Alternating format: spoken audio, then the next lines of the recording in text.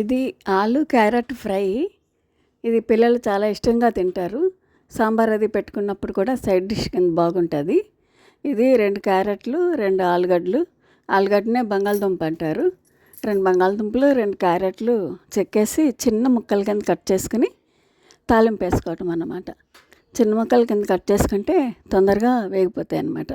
Lunch బాక్స్లోకి అది సింపుల్గా అయిపోద్ది అన్నమాట. ఇది 2 క్యారెట్లు, 2 ఆలు సన్నగా కట్ చేసి తాలింపులో వేసి కొంచెం మీడియంలో పెట్టి ఫ్రై చేయటం అన్నమాట.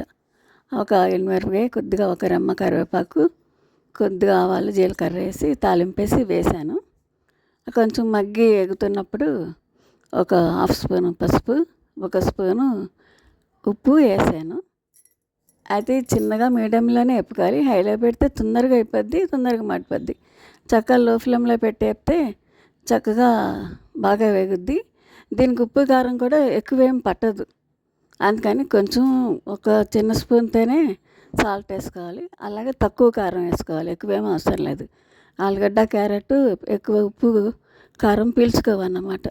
కాస్త ఎక్కువ వేస్తే మనకు అన్నంలో కారం ఎక్కువైపోద్ది. అందుకని సన్నగా అలా వేపుకొని చిన్నగా లో ఫ్లేమ్లో పెట్టి మూత పెట్టి వేపుతా ఉంటే మధ్య మధ్యలో అలా కదుపుతూ ఉంటే చాలా తొందరగా ఎగిపోద్ది అనమాట.